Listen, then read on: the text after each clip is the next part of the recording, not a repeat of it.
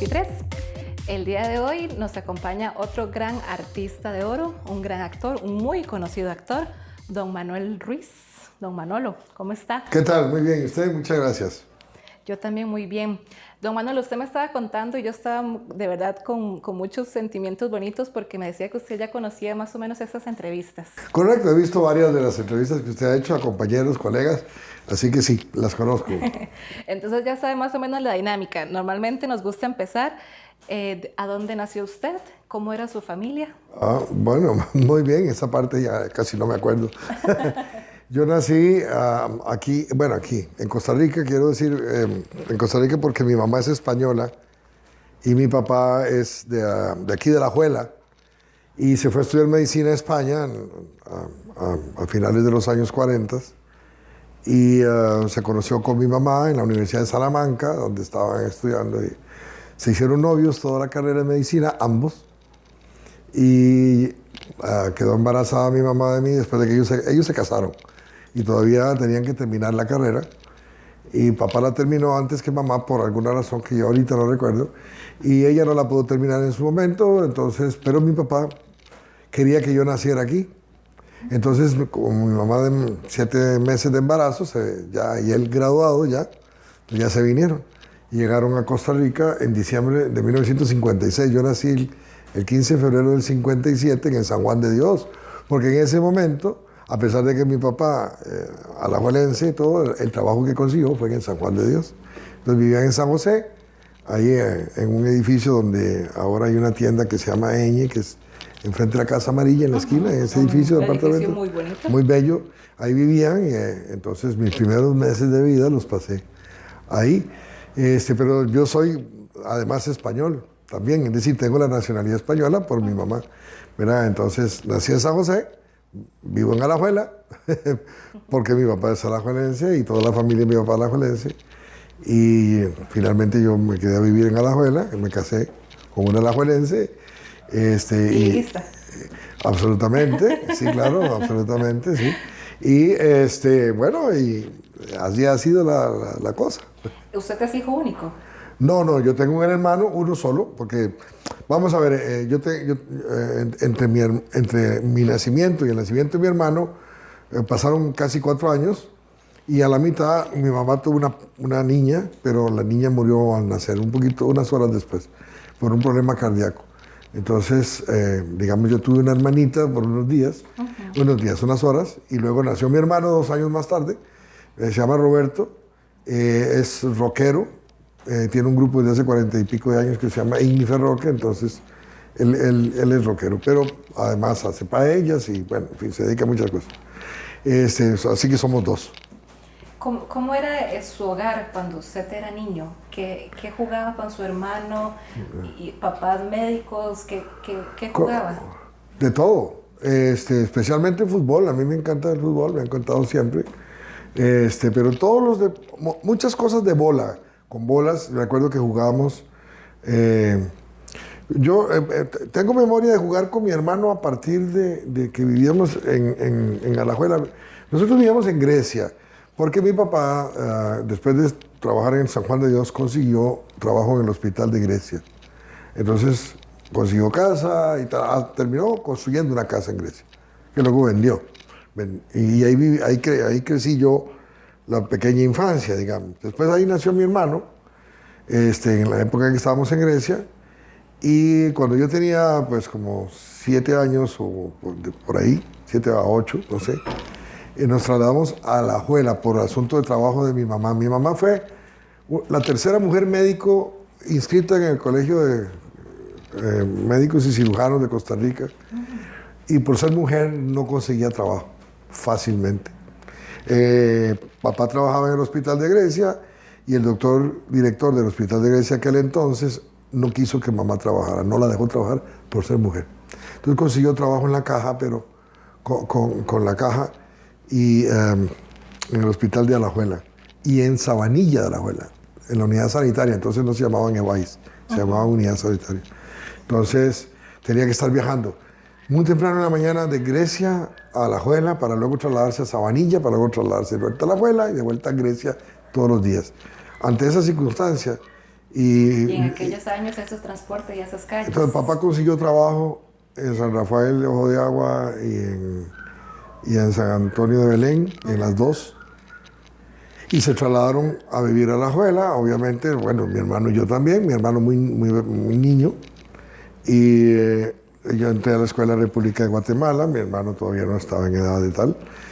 Y yo hice tercer grado, segundo y tercer grado en la Escuela República de Guatemala. Las condiciones de ellos eran un poco incómodas. República de Guatemala es la que está en el centro de Alajuela. Sí, está al centro oeste de Alajuela, cerca del cementerio. Y las condiciones estaban muy bien para ellos, tenían que estar viajando mucho. Uno para Belén y San Rafael de Ojo de Agua, la otra para Sabanilla. Entonces, lograron conseguir trabajo en la clínica Moreno Caña los dos, en consulta externa.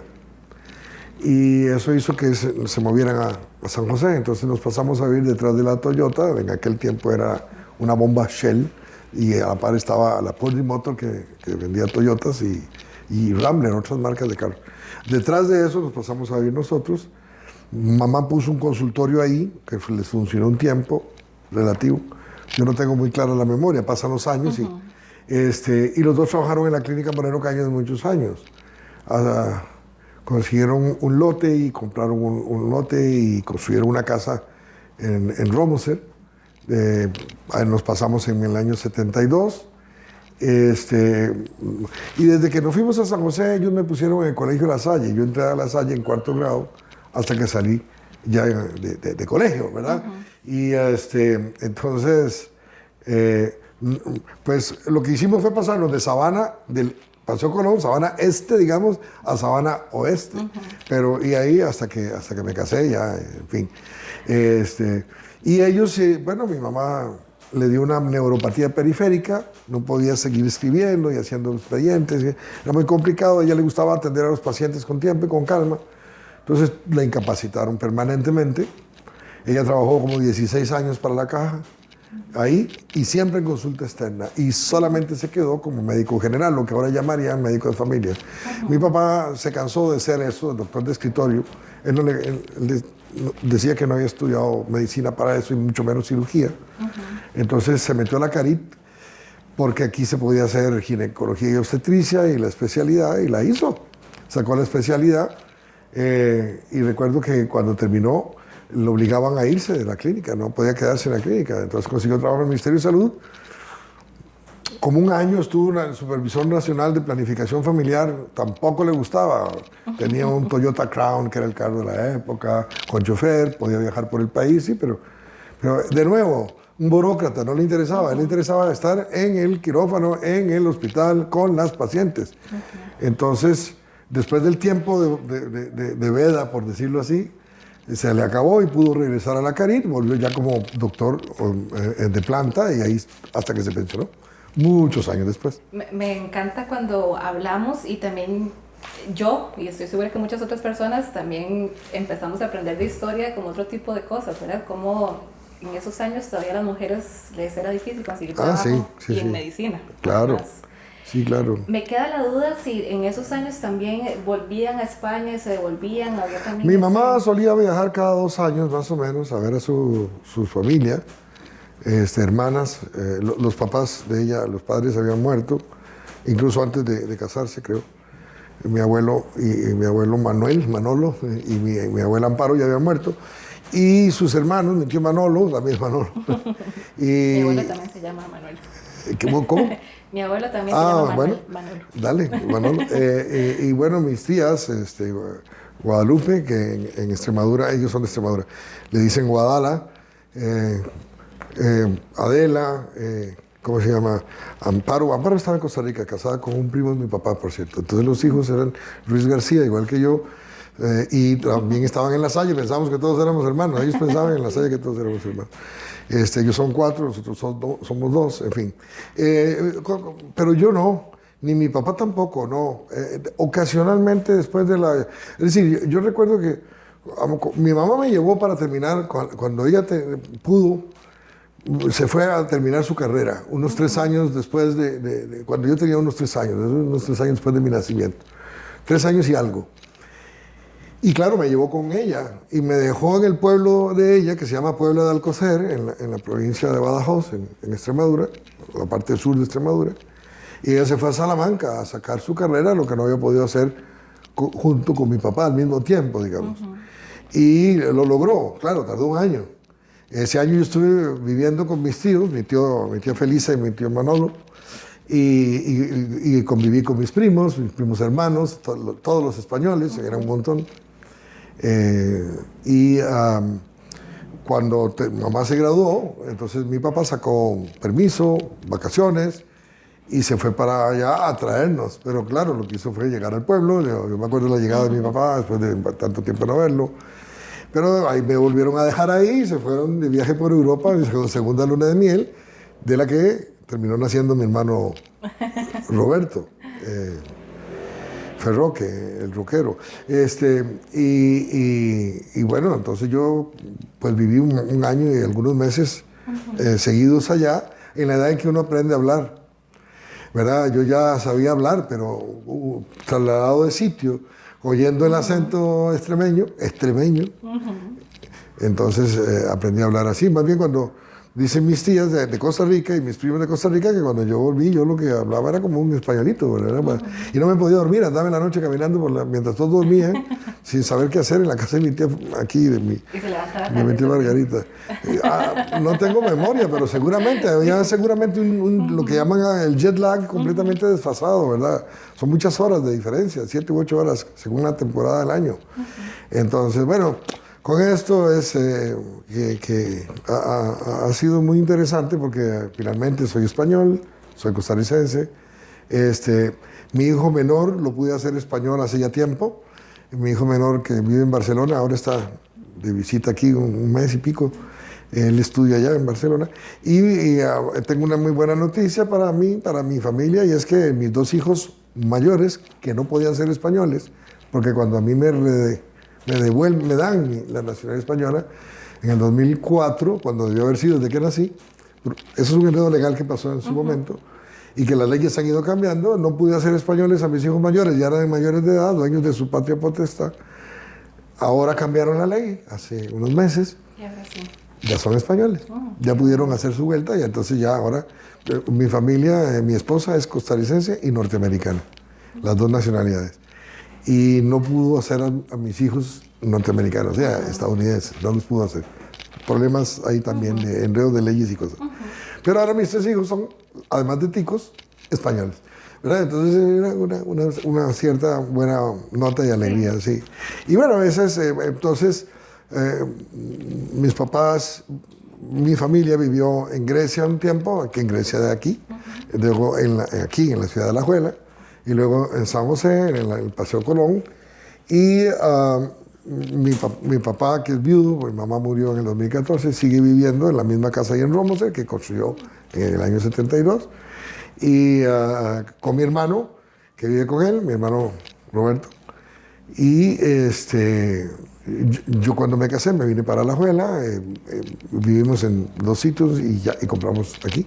Y esto lo hemos ido remodelando. Y ya está, digamos, a nivel familiar es así, sí. Y en la parte académica, entonces, ¿cómo estuvo su estancia en la Guatemala y luego en La Salle? ¿Cómo fue ese cambio? ¿Era usted un buen estudiante? ¿Cómo estaba de amigos? Sí, yo nunca fui mal estudiante, pero tampoco aunque mi mamá quería que yo fuera siempre de cuadro de honor, como decía ella. Todas las mamás. Sí, ¿verdad? Todas las mamás. Alguna vez fui cuadro de honor en La Salle, por lo menos un mes o así. Y yo me sentí muy contento de que ella se sintiera muy orgullosa. Pero para mí no era ningún gran objetivo hacerlo. Yo sí fui buen estudiante, como que siempre, tanto en Grecia, en el primer grado y segundo grado hasta Semana Santa. Luego me acuerdo que en la Semana Santa aprovecharon mis padres para moverse para la Alajuela. Yo entré a la República de Guatemala y ahí estuve el resto del tercer año. Y se movió la escuela de Guatemala, la tuvieron que reconstruir, entonces la movieron al antiguo Instituto de la Alajuela frente al Parque Central de la Alajuela. Entonces en ese inmueble que ahora pertenece al CUNA, creo. Entonces ahí estuve estudiando, ahí estuve estudiando el tercer grado. Y entonces se movieron durante enero fue la mudanza o por ahí, o enero o febrero, a San José, ahí al Paseo Colón, y ahí me matricularon en el Colegio La Salle. Digamos, lo más importante de todo esto es que, bueno, entre la Escuela República de Guatemala, perdón, en la Escuela Simón Bolívar de Grecia, donde yo estaba, y la Guatemala, no estaba muy chico, ¿verdad? No había mayor cambio. Otros compañeros, no me acuerdo si compañeras, creo que no. En Grecia sí, creo que en la Guatemala solo eran hombres, no estoy seguro, ahorita no me acuerdo. En ese momento. Cuando pasé a La Salle solo eran varones. Y lo más grande es que habían, bueno, aparte de la materia de inglés, ciencias lo daban en inglés. Y yo no sabía nada de inglés. Entonces me costó bastante. Esa época, aprender el inglés aprender un inglés que me permitiera entender las clases de ciencias. Me pusieron en clases particulares, con una señora española, amiga de mi mamá, y otra señora que no era española, que era norteamericana, que vivía enfrente del hospital de niños. Había un hueco entonces ahí en unas casas que había ahí viejas. Y fui mejorando el inglés de tal manera que cuando salí, pues 2 años y medio después, de sexto grado, era bastante bilingüe. En el colegio metieron francés, usted sabe, ¿verdad? Y eso diluye un poco lo que uno ha mejorado o no del inglés. Entonces, lo que hicieron fue diluir mi inglés. Y tampoco aprendí francés, aunque es el idioma que más me gusta, más que el inglés, después del castellano. Y no lo sé, no lo aprendí el inglés y después tuve que retomarlo, mejorarlo y tuve que aprenderlo bien para estudiar en Estados Unidos, una maestría. Pero eso fue el cambio más difícil de la escuela pública a la escuela privada y colegio privado. Fue eso. Y bueno, una educación mucho más fuerte en general, ¿verdad? No es que la educación pública en Costa Rica sea mala, no, es que la educación privada es muy buena, generalmente. Sí. Y usted ya va a terminar el colegio y tiene una mamá y un papá médico. ¿Eso quiere decir que usted ya lo estaban sin querer o queriendo encaminar? Yo quería ser médico y además quería ser médico oftalmólogo. Me gustaba mucho la óptica y todo lo que tiene que ver con el ojo humano.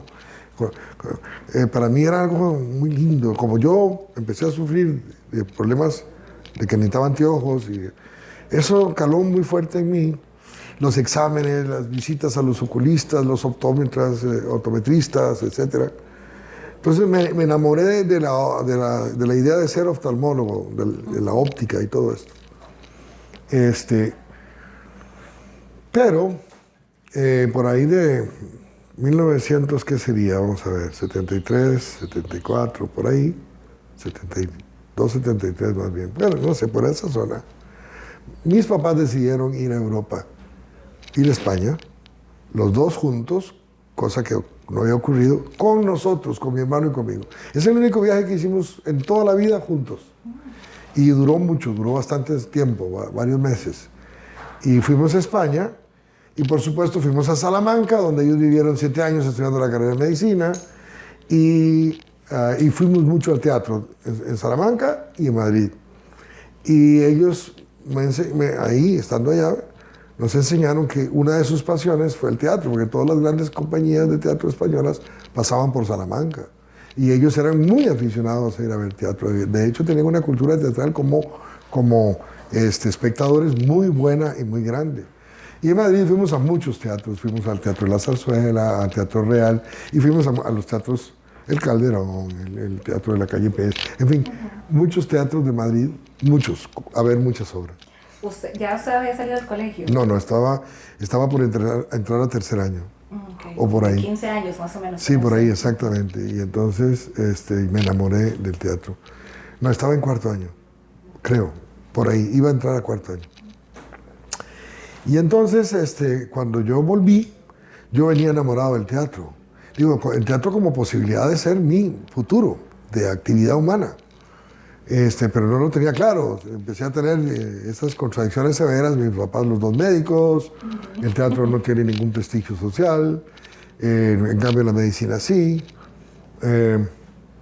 Y yo definitivamente empecé a interpelarlos y preguntarles, y no estaba nada de acuerdo. Mi papá me decía, usted estudie lo que le dé la gana mientras sea honesto, está bien. Mi mamá no. Mi mamá quería que yo fuera médico, porque ya lo había manifestado. O que fuera arquitecto, o que fuera abogado, o que fuera ingeniero, que fuera una carrera... respetable socialmente. Sí, pero no solo eso, sino que fuera una de las grandes carreras liberales. Sí, mi mamá pensaba en grande, ella soñaba en grande siempre. ¿Verdad? Entonces, en ese sentido la defraudé porque no ocurrió. Cuando llegó el momento, entré a la Universidad de Costa Rica y entré a la Escuela de Arquitectura. Tuve una muy buena nota de entrada y una buena nota para entrar a Arquitectura. Y estuve 8 meses en la Escuela de Arquitectura, casi todo el año, el año lectivo. Pero finalmente me di cuenta que no. Y además la arquitectura me interesaba mucho por la parte escenográfica, por la parte de las escenografías y los decorados para el teatro, para las obras de teatro. Y aprendí a dibujar y aprendí a hacer muchas cosas que me han servido luego para mucho. Equilibrio y balance, muchas cosas lindas que tienen que ver con la escena. Pero no, terminé saliéndome y me matriculé. Hice un artificio, me matriculé en Derecho y me matriculé en Teatro. Entonces mi mamá estaba contenta que me había metido en Derecho, pero en realidad yo abandoné el Derecho y me metí, ¿verdad? Ella se enojó mucho, obviamente, pero mi papá no. Entonces yo tenía el apoyo de mis papás, estudié la carrera. Por cierto que el cuarto y quinto año los hice en un solo año. Entonces yo hice la carrera de artes dramáticas, la hice en 4 años y no en 5, con todo y la posibilidad de la licenciatura. Hice un montón de créditos y en ese tiempo se podía. No sé cómo, pero se pudo. Me volví muy verde, muy estudioso, mucho. Además, fui presidente de los estudiantes, de la Asociación de Estudiantes, fui representante estudiantil. Empecé a encontrarle mucho gusto al asunto de la docencia, de las artes dramáticas. Y así terminé, es decir, terminé siendo bachiller en artes dramáticas al tiempo que me casaba con Celina. Nos fuimos de luna de miel a España, Francia e Italia y bueno, y tenía ese trabajo. Y con el tiempo saqué la licenciatura y muchos años después la maestría en Estados Unidos. Y, ¿cómo se llama? Y 37 años y medio siendo docente, hasta que me jubilé en el 2017, siendo docente y 3 veces director de la escuela y del teatro universitario, y habiendo montado muchísimas obras con el teatro universitario, habiendo actuado en muchísimas obras con el teatro universitario, y no solo con el teatro universitario, pero digamos, el teatro universitario por estar absolutamente ligado a la escuela de teatro, y también en la escuela muchísimas obras, siendo estudiante y luego colaborando también, porque a veces uno colabora, ya uno profesional colabora con estudiantes. Entonces sí, ya después ya fue toda una vorágine dedicado a esto. Y bueno, de vez en cuando alguna colaboración en televisión o si había alguna cosa, una película que pasara y necesitaban algo. O compañías de teatro que pasaban por aquí necesitaban extras, que pasaran Sombra que pasa por ahí, vestido de tal. También uno colaboraba con las compañías que pasaban.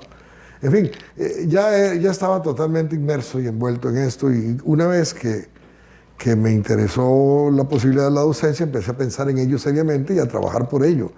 Y efectivamente así fue. En algún momento dado, después de estar de profesor en centros regionales, estuve viviendo en Liberia, ahí trabajé en el centro regional de Liberia y de Santa Cruz. Estuve trabajando allá sin poder hacer teatro. Había hecho teatro justo antes y justo después. El Teatro del Ángel me ofrece trabajo. Y la Universidad Nacional me ofrece un campo de profesor digamos, coordinador de actividades culturales, por decirlo de alguna manera, de la Escuela de Danza de la Universidad Nacional. Entonces yo me vengo con esos 2 trabajos, como actor en el Teatro del Ángel y como coordinador y profesor de maquillaje, de teatro para danza. Para que las bailarinas y bailarines aprendan a usar su aparato expresivo, no solo sonriendo y bailando sonriendo, ¿verdad? Fue muy interesante, aprendí yo mucho también. Creo que Marenco también me mencionaba que él también estuvo en la escuela de danza. Él fue el que me nombró, porque él llegó a ser director de la escuela y entonces me llamó y me dijo que si quería ese trabajo. Y yo me guindé de ese trabajo para venirme de Liberia, porque ya yo estaba cansado de estar trabajando en un sitio donde no podía crecer más. Ya no, era un tope, no podía crecer más. Yo ya enseñaba y tampoco llegó un momento que no había mucho interés en seguir enseñando mucho aquello, porque eran generales. Era como enseñar apreciación de teatro. En Liberia y en Santa Cruz, cuyo interés de la gente era muy mínimo por ese asunto. ¿Verdad? También daba clases de apreciación de música, apreciación del espectáculo, apreciación del cine, todo eso lo daba yo. Entonces tenía que conseguirme las películas, me acuerdo los primeros Betamax, en las películas Betamax, antes del VHS era Betamax, de la marca Sony. Entonces, todo eso, moviendo aquellos maquinones pesadísimos, porque las películas que daban en los cines de Liberia eran la papa caliente, la papa volante, y no sé qué, eran tonterías que no, a veces servían, a veces no, pero tenías que ser un poquito más estricto en que los estudiantes tuvieran el chance de observar cosas que fueran valiosas desde un punto de vista analizable, para que entendieran por qué es así, por qué es así. Bueno, fue una experiencia muy linda. Yo sustituí al profesor Andrés Sáenz, que era profesor allá, luego fue crítico de teatro por muchos años hasta que falleció. Yo lo sustituí porque él se vino. Y yo estuve allá un año y pico hasta que pude conseguir este trabajo con la Universidad Nacional. Y enseguida la Universidad de Costa Rica me pidió que fuera a dar clases en estudios generales. Así que entré a estudios generales, luego entré en propiedad, gané un concurso de un cuarto de tiempo, que me sirvió para entrar ya más firme en estudios generales. Y la Escuela de Artes Dramáticas también me contrató. Y en un momento dado, es una historia compleja y contradictoria, como suelen ser las buenas historias, y en un momento dado ya obtuve la propiedad por un concurso de antecedentes y tal, y entré de tiempo completo en la Escuela de Artes Dramáticas. Entonces, más bien me pasaron el cuarto de tiempo que estaba en estudios generales, me lo pasaron a Artes Dramáticas, y ahí me quedé profesor tiempo completo, y llegué a ser director justo antes de irme a la beca, a la mitad de los 90, en el 95. Y tuve que renunciar para irme a la beca y volví, y cuando yo volví en el 98, segundo semestre del 98, pero volví a ser director hasta el 2009, 11 años después. Quiero devolverme a usted como estudiante de la Universidad de Costa Rica. Me gusta preguntarles por anécdotas, cuáles eran sus profesores, profesoras, que le hayan dejado algo, si se acuerda de algún momento importante para usted, para luego seguir en teatro. Bueno, hay muchas, en esos 4 años ocurrieron muchas cosas lindas e importantes para mí. Vinieron profesores extranjeros muy valiosos para el aprendizaje de un muchacho como yo, y mis compañeros y compañeras, obviamente, no solo para mí. Lo que pasa es que de los 26 que entramos, solo salimos 2. Realmente salimos 2 a la licenciatura. Miguel Rojas, que es dramaturgo y también es actora, y no es nada malo. Y yo, y por cierto que yo soy quien le ha dirigido su gran obra, Los Nublados del Día, que es sobre la guerra de Ochomogo y Gregorio José Ramírez. ¿Verdad? Pero en esos años pasaron muchas cosas muy lindas. Por ejemplo, que la profesora de actuación de primer año, que se llamaba Helen, y andás a ver qué nombre en inglés, de Inglaterra, se había casado con un colombiano y se llamaba a sí misma Elena de Crespo, se puso ella. Y había sido profesora de actuación de Peter O'Toole. Entonces, resulta que yo estaba llevando clases con una señora que había sido profesora de Peter O'Toole. O sea, usted se imagina, éramos Peter O'Toole y nosotros éramos, como quien dice, al mismo nivel. Pero la señora fue un desastre, pobrecita, entonces no aprendimos mucho, desafortunadamente. Pero bueno, para la escuela pasaron gente muy importantes en ese momento, tanto costarricenses, personas no costarricenses que trabajaban en Costa Rica, como personas que venían del extranjero. Una de esas personas fue Atahualpa del Chopo, en aquel momento el mejor director de teatro en América Latina, uruguayo, del Teatro del Galpón, exilado, que vino, dio clases en Costa Rica, dirigió obras muy maravillosas.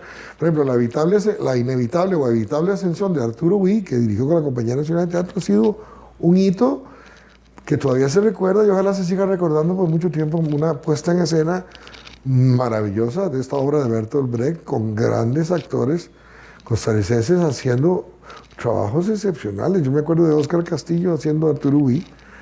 Qué clase de actuación más maravillosa, ¿verdad? Y todos los compañeros, ¿verdad? Ahí estaba Ángela María Torres, una española que fue la única que se quedó en Costa Rica, de la Compañía Nacional de Teatro Original, que era una mezcla de ticos y españoles. Y muchos actores que en ese momento estaban. Recuerden que Costa Rica había sido un crisol que había recibido gente de Argentina, de Chile y de Uruguay, precisamente, porque, por los golpes de Estado del Sur. Entonces la compañía se luchó mucho, había mucho acento, pero todo el mundo lo perdonaba porque eran muy buenas las obras y muy buenos los actores y muy buenas las direcciones y los trabajos escénicos. ¿Sabe que parecerá absurdo mi comentario, pero nunca había pensado en eso, en una obra en aquellos tiempos con todos los acentos de todo el mundo? Por lo menos de los países mencionados, ¿verdad? De España, sí, de Uruguay, de Argentina, de Chile y de Costa Rica. Sí, sí, sí. Nunca lo había pensado, nunca. Sí, sí, sí, pero en cierta forma era maravilloso, en fin, muchos trataban de neutralizarlo, pero no todos podían, y sus acentos locales, digamos, sí. Pero fue una época muy linda. Yo recuerdo que yo me escapaba de mis clases para meterme a escondidas en el Teatro de Bellas Artes, ahora se llama Teatro de Artes, porque la facultad pasó de Bellas Artes a la Facultad de Artes. Atahualpa solía dar clases de tercer año de actuación. Él estaba dando tercer año de actuación, que era teatro clásico. Y yo me escapaba, yo estaba en primer año. Yo me escapaba de mis clases y me metía escondidas en el auditorio de ahí, escondidas viendo cómo él daba las clases. Aprende uno muchísimo, viendo nada más. Y bueno, lo mismo hice en otras oportunidades, ya escapándome hacia la compañía de teatro y metiéndome. La compañía estaba en lo que hoy es el Teatro La Máscara y tenía un callejoncito lateral, así como, bueno, una entrada lateral. Entonces yo me metía por ahí, me escondía para ver a Pepe Vázquez, que era mi ídolo, había venido recientemente de Uruguay, y su esposa, Emilce Viñas, eran actorazos, ¿verdad? Yo veía ese nivel de actuación, verlos actuar era una forma de aprendizaje, por imitación incluso, ¿verdad? Entonces, aparte de que mis profesores eran buenos, yo siempre voy a recordar a Eve Lemán, a Daniel Gallegos, a Alberto Cañas, que don Beto Cañas no solamente fue mi profesor, que fantástico haberlo tenido de maestro, de tantos cursos de historia y muchas cosas, sino que fue mi amigo, fuimos muy amigos, porque yo era representante estudiantil y presidente 2 años seguidos, y tomábamos café de lunes a viernes todas las tardes. Entonces básicamente era sentarme a oírlo, ¿verdad? Y le daba uno un poquito de coba, de cuerda, y ¡pum! Se arrancaba y le contaba unos miles de cosas. Uno aprendía montones. Conozco algunas personas así. Sí, bueno. Y entonces era increíble y sabía mucho. Huber Salcedo, un uruguayo, un chile, en realidad Huber era uruguayo. Y vino aquí y fue también maravilloso. Su esposa también, Lilian O'Haraway. En varias ocasiones, a mí me tocaron algunas de esas ocasiones y aprendí muchísimo también de Huber. Mohsen Yashin era un hombre nacido en Bagdad y estudiado en Moscú, en el en el TAM, Teatro de Arte de Moscú, que en inglés es MAT, Moscow Art Theater. En el Teatro de Arte de Moscú, y se había ido a Chile. Y allá conoció a Alejandra Gutiérrez, la hija de Joaquín Gutiérrez, que también fue directora de la Compañía Nacional de Teatro en algún momento, y que dirigió algunas obras importantes en la Compañía Nacional de Teatro a lo largo del tiempo. Se casó con Alejandra en Chile, tuvieron una hija que se llama Ishtar Yashin, que es directora de cine, ¿verdad? Y este hombre vino a Costa Rica en algún momento, y ahí lo tuvimos de maestro también, y excepcional porque, ¿verdad? Había estudiado en la escuela de Stanislavski, ¿verdad? El papá de la actuación occidental del siglo XX. Entonces, tuve muchos maestros de sitios muy diferentes que produjeron una cosa ecléctica muy linda, ¿verdad? Para asumir y para entender. Una de mis grandes maestras, excepcionalmente interesante, fue Virginia Grutter, una maestra maravillosa, poeta, escritora y directora de teatro. Y ella ha sido la única, junto con don Ricardo Blanco, que en paz descanse, también digo porque Virginia ya murió. Ricardo fue director de la Universidad Nacional, de la Escuela de Artes Escénicas de la Universidad Nacional, y él también estuvo en el Berliner Ensemble. Y Virginia me dio clases a mí, a mis compañeros, a mi generación, de dramaturgia, de estructura dramática, pero ella lo que hacía era volcarlo todo hacia Bertolt Brecht y el tipo de trabajo brechtiano. Y yo aprendí muchísimo con ella, realmente muchísimo. Nos ponía discos de Bertolt Brecht dirigiendo en alemán, y nos iba traduciendo lo que le iba diciendo. Entonces, esta educación tan diversa por las fuentes produjo siempre, pues, algo muy, repito, ecléctico, que ha servido para alimentar la idea de estar estudiando siempre de diferentes lados, ser abierto a las posibilidades que la vida teatral da y no cerrado. Muy rápidamente yo entré al grupo Tierra Negra, que dirigía Luis Carlos Vázquez y que estaba ahí Álvaro Marenco, Mara González, y que Vicky Montero, grandísima actriz costarricense, que trabaja poco. La última vez trabajó conmigo, creo que ha sido la última vez que ha trabajado, en Los árboles mueren de pie, que montamos hace unos 4 años en Teatro de la Compañía Nacional de Teatro, en una coproducción. No fue de la compañía propiamente, pero estuvo el teatro lleno todo el tiempo. Es una obra muy linda, Los árboles mueren de pie, de Alejandro Casona. Y ella hizo un papel extraordinario, porque Vicky, muy buena. Entonces, ese grupo de gente me llamó, yo trabajé con Tierra Negra muchos años, un montón de años, y aprendí muchísimas cosas del teatro no tradicional, ¿verdad? Del teatro no tradicional. Eso es muy importante, porque existen vertientes, corrientes, tendencias. Lo que yo siempre he considerado es un error es que las personas que son muy jóvenes en teatro, cuando lo fuimos, tenemos a pensar que esto que estamos haciendo, esto nuevo, o que es la pomada canaria, es lo único, es la forma, la única vía, la autopista que hay que tomar y no salirse de ella. Y luego resulta que no es así, ¿verdad? Que no es cierto. Que hay muchísimas posibilidades para hacer teatro, tantas como personas haya que quieran juntarse y hacer teatro. Y que entonces lo que hay que hacer es ser más bien abierto, ¿verdad? Diverso.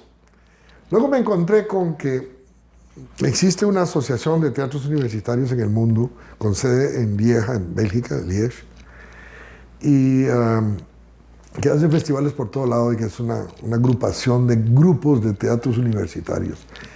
Y uno de los más interesantes está en la Universidad de Urbino, en el noreste de Italia, que lo que defienden es lo que llaman ellos el teatro di la diversità, teatro de la diversidad, pero no se refieren a la diversidad como sexual, ¿verdad? En el sentido de grupos LGTB+ y todo eso, no, sino se refieren a teatro de todo tipo, es decir, todas las posibilidades teatrales caben en todas las posibilidades de hacer. Entonces, ¿por qué negarlas? Cuando yo asumí la última vez el teatro universitario como director, que fue del 2009 al 2017, es decir, en 2 periodos consecutivos, me reeligieron, fue lo primero que dije, fue aquí vamos a hacer un teatro diverso. Que mire que no, a mí no me gusta necesariamente todo el teatro, porque me tiene que gustar, lo que no puede ser es negar la posibilidad de que se haga un teatro que aunque a mí no me guste, pueda ser buenísimo e interesante. Entonces, durante mis 8 años, hicimos un promedio de 10 obras al año, un promedio, no llegamos a las 10, es como 9 punto algo, pero casi. Son casi 80 obras en 8 años, ¿verdad? Y ahí hubo de todo, coproducciones, triproducciones, voy a llamar así, tricoproducciones, ¿verdad? Hubo de todo. Y todo tipo de trabajo, teatro físico, teatro de niños, teatro con muñecos, teatro cómico, clásico, moderno, de todo. Porque yo sí creo que hay que dar chance de que se haga todo eso, de que la gente que le guste el teatro tenga el chance de ver de todo, puesto que existe mucho para hacer y para ver. Entonces, pues eso ha sido, digamos, un poco la curva mía, es decir, yo comencé muy concreto. Mi idea no era ser actor. ¿Cuál era? Ser director. Yo quería ser el mejor director de teatro de Costa Rica, una buena meta, yo pienso que era una buena meta en su momento. Resulta que el plan de estudios obligaba a estudiar actuación. Bueno, 3 años. Sí, todavía, 3 años. Y con la diferencia de que aquel plan de estudios, la carrera de actuación terminaba en el bachillerato y no continuaba la licenciatura. Si usted estudiaba actuación, no podía seguir a la licenciatura. Usted tenía que estudiar teatrología, ni tampoco dirección. Si usted estudiaba actuación o dirección y se hacía bachiller universitario en ello, no podía continuar. Tenía que llevar cursos de teatrología. Entonces yo me di cuenta y solo llevé 2 años de actuación. Ya para el 3er año me pasé a dirección. Bueno, yo estaba en dirección. Me pasé a teatrología. Llevé los cursos de teatrología. Por eso me metí mucho. Me volví muy verde. Y logré entrar a la licenciatura. Así que yo estudié actuación solo 2 años. Todo lo demás han sido las colaboraciones y tal. Y resulta que de las 200, casi 30 obras por ahí deben andar que he hecho, 52 son las dirigidas y el resto, como 180 aproximadamente, actuadas. Lo cual significa al menos un personaje, ¿verdad? En esas 180 obras he hecho al menos un personaje, son 180 personajes, pero en muchas obras hay varios personajes, ¿verdad? A veces uno doblaba personajes. Así que son más de 180 personajes los que he hecho en la vida, Wow. porque a veces me dicen, don Manuel, dígame una cosa, ¿cuál es la obra que más le gusta? Es dificilísimo, ¿cómo Yo hace llego uno? por esa pregunta. Sí, ¿cómo hace uno? Pues sí, hay personajes que uno recuerda por alguna razón, ¿verdad? Las bodas de Fígaro, porque se celebraban 200 años de la caída de la Bastilla y del inicio de la Revolución Francesa, y entonces hicimos un Beaumarchais, ¿verdad? El autor francés Pierre Caron de Beaumarchais, que fue el que escribió Las bodas de Fígaro, que luego le hicieron en ópera y tal. Pero la pieza teatral que dirigió María Bonilla, junto con la Embajada de Francia y el Teatro Universitario y Teatro Ubu, hicimos esta obra en el Teatro Bellas Artes, y maravilloso. Fue un trabajo dificilísimo para mí. Yo hacía Fígaro. Tenía un monólogo al inicio del tercer acto que casi me mataba de miedo. Además, encima de que me da miedo hacerlo, María me pone que lo haga entre la gente, hablándole a la gente, tocándole los brazos. Es una cosa espantosamente complicada para mí en aquel momento. Gran aprendizaje. Y por ejemplo, ese es uno de los que yo recuerdo. O la de Samuel Robinsky, Gulliver Dormido, que yo soy el presidente de la República, que imitaba de alguna forma a Luis Alberto Monge, a don Luis Alberto Monge. Y entonces, y que dirigió un uruguayo, un director uruguayo también, del que aprendí mucho, y que luego murió, se me olvida el nombre, Héctor Vidal, director de la Comedia Uruguaya, el gran teatro de Uruguay, la comedia uruguaya, falleció un poco antes de la pandemia, pero fue maravilloso trabajar con él esta obra de Samuel Robinsky.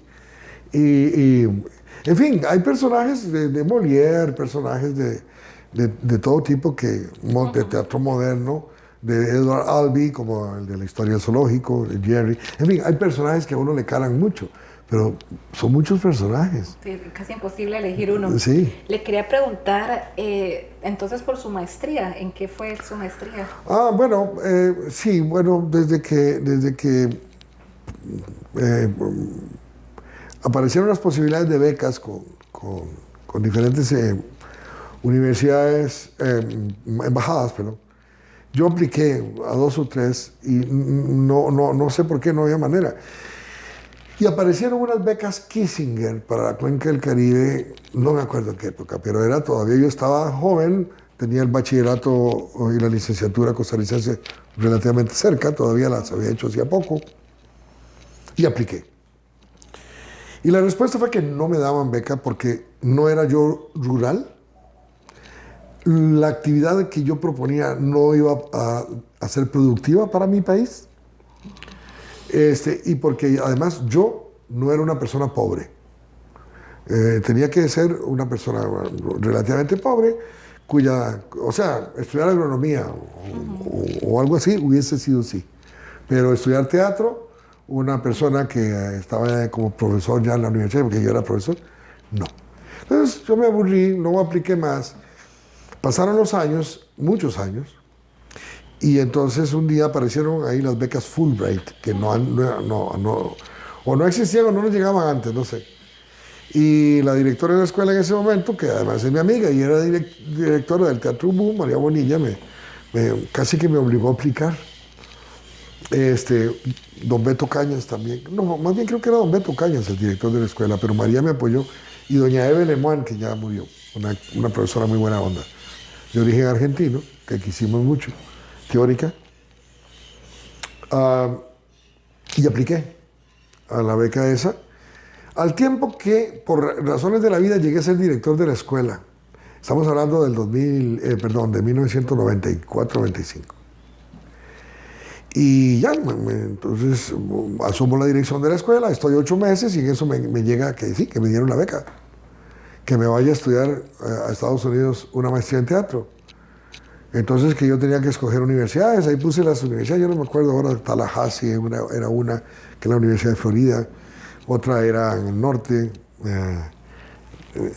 uno sueña, entonces pone universidades que son como Yale o así, pero al final no. Al final hubo problemas con... fue el único año en que el Congreso norteamericano le negó el presupuesto a Clinton. Y me tocó a mí, justo ese año.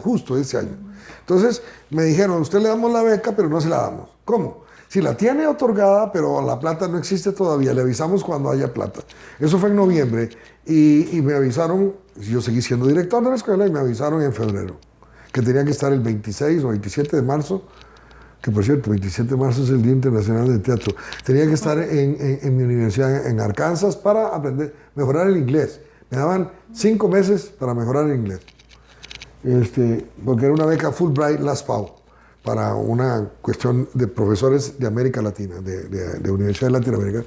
Y bueno, 17 profesores en ese momento de diferentes universidades costarricenses aplicaron a beca Fulbright. Solo lo ganamos 2, yo fui 1. Y para teatro. O sea, era rarísimo. Eso pasa muy de vez en cuando, muy rara vez. Yo me sentí bendecido y agradecido y orgulloso y todo junto. Y llegué a Arkansas a mejorar mi inglés, porque efectivamente le pedían una cosa que se llama el TOEFL, que es un examen para poder entrar a las universidades. Y yo hice el TOEFL en Costa Rica, había hecho antes otro, que se llamaba TOEIC, no me acuerdo cómo, y ese me había dado el chance para poder hacer el TOEFL, para poder ganarme la beca. Yo tenía un 517, se necesitaba un 560 para entrar a una universidad en aquel momento. Esos eran los números de aquella época, ahora son otros números. Y ahora es un TOEFL distinto, pero el de aquella época. Entonces yo necesitaba sacar un 560, un 570 para poder entrar a una universidad. Luego me enteré que la Universidad de Kansas, donde terminé estudiando, pedía un 600, que es muy alto, porque 620 o así es lo que pedía Disney para trabajar allá a los extranjeros. Que es altísimo. Entonces, yo llegué a la casa de un actor. Resulta que cuando yo mando mis aplicaciones y todo, me preguntan, ¿dónde quiere vivir usted? Las alternativas son las siguientes. Un dormitorio estudiantil, y yo dije, va a estar lleno de estudiantes latinos, entonces vamos a hablar en español durante el tiempo que no estemos en las clases. No me sirve, yo quiero aprender bien el inglés, que ya lo sabía, pero no lo tenía, necesitaba mejorarlo muchísimo. En una casa alquilada por varios estudiantes de diferentes nacionalidades, de nuevo, en inglés, que hablemos ahí, porque va a ser obligatorio hablar inglés para comunicarse con un tailandés, para comunicarse con una persona de Arabia Saudita, lo que sea. Sí, pero no es buen inglés. O en una familia. Ahí sí. Entonces mi esposa me dijo, no, andate a la familia. Entonces pido una familia y me contestan que en lugar de una familia hay un actor que ya no está ejerciendo, que trabajó con Christopher Reeves, el que se murió, era el Superman de entonces, con Frank Langella y no sé cuánto, un actor que ahora es profesor de gramática en esa academia, en la Universidad de Arkansas. Y me mandaron a Arkansas. Nos mandaron a todos los LASPAO de ese año a Arkansas. Pero yo dije, sí, me cobraba $300 con comida, no necesariamente cocinada, yo cocino, no hay problema. Y me lavaba la ropa también, buena onda, y me había una habitación para mí ahí por $300 al mes. ¡Wow! Yo dije, me voy con este señor, Richard Maynard, se llama. Luego nos hemos hecho muy amigos, él ha venido aquí, ha estado aquí en Costa Rica, primero solo, después con la esposa, en fin, pues se casó tarde, se casó viejón. Y aprendí muchísimo con él. Él iba a ser mi profesor de gramática, no se podía. Si yo vivía en su casa, no era correcto. Entonces me pasaron con una muchacha que se llamaba Laura, como dicen en inglés, Laura, maravillosa profesora, y yo mejoré así mi inglés, porque estaba inmerso, metido. Y sí, tenía muchos compañeros latinos, pero no estaba con ellos. Y ellos vivían en dormitorios y no crecían ellos. Justo lo que yo había pensado con mi esposa, les pasó a mis compañeros. Crecían muy poco porque se pasaban hablando en español, entonces sí. Y es que no es fácil ya. Una cosa es aprender inglés para llegar a hacer vacaciones en Estados Unidos, e ir a supermercados y comprar cosas y en un restaurante. Y otra cosa es inglés para la vida y para una carrera literaria, en el fondo, como es el arte dramático. Estamos hablando de literatura de otra lengua, literatura dramática, pero de otra lengua. Entonces, bueno, me fue muy bien. realmente bien, y luego ya me asignaron a la Universidad de Kansas. ¿Por qué? Porque existía un convenio, el más antiguo de la Universidad de Costa Rica es con la Universidad de Kansas. Entonces a la Universidad de Costa Rica le era barato, porque los de la Universidad de Costa Rica pagamos como Kansans, como personas nacidas en Kansas, que pagan mucho menos que si la persona viene de otro estado. Esas son las leyes de los Estados Unidos y sus universidades públicas. Es la Universidad de Kansas, pero ellos usan decir KU. Una K y una U, KU. Y tienen un bichillo ahí, que es el Jayhawk, esa es la mascota, es un bicho inventado. Bueno, entonces me fui a estudiar ahí y me costó. No le voy a decir que no, porque sería mentirle. La academia siempre es fuerte. Y al principio, con todo el que me habían dicho, usted está muy bien en inglés, gran jump en el Michigan Test, ¿verdad? Había hecho llego yo con un montón de títulos de mi academia de inglés, vengo a la primera clase con que además era el director de la escuela, que se llamaba John Grombeck Tedesco, o se llama, espero que no haya muerto, mi profesor de Introduction to Graduate Studies, introducción a los estudios para graduación, y empieza a hablar de fenomenología y epistemología del teatro, del arte. Esa primera clase fue fenomenológica y epistemológica. Y yo me quedé, pero vea, yo me agarraba y decía, a ver, concentrémonos, como Felipito de Mafalda, concentrémonos, ¿verdad? Concentrémonos, a ver qué. Y bueno, ya, al final, él se levantó, me llamó, y yo, porque yo iba a hablar con mis compañeros, yo les iba a pedir ayuda, a los chiquillos, porque eran muchachos, es que yo ya era un viejo. Y antes de que yo pudiera hablar con mis compañeros, me llama el profesor y me hace decir el gesto, Manolo, come. Entonces yo ya fui, y me dice, no se preocupe, Manolo. Yo sé que usted está con problemas todavía con la lengua. Yo lo voy a ayudar, no se preocupe. Yo, vamos con calma. ¿Verdad? Ok, y se fue. Y entonces yo me volví a donde mis compañeros a decirles, ¿me pueden ayudar? ¿Alguien entendió un poco lo que estaba hablando el maestro, el profesor? Y donde yo me vuelvo, voy a hablar y me dice una muchacha, estaban como 5 o 6, y me dice, señor, ¿usted entendió? ¿Nos puede explicar? Los unos para los otros. Pero bueno, se pasó el momento y lo hicimos bien, todo lo hicimos bien, todo lo logramos. Lo que pasa es que no es fácil, ¿verdad? No es fácil, bueno, se logró. Pero lo más lindo de todo es que me llevé a mi familia, yo tengo 3 hijos y eran chicos, bueno, adolescentes. Y mi esposa recuperó el inglés en una semana, obviamente, ella estaba ahí dormido en su cabeza.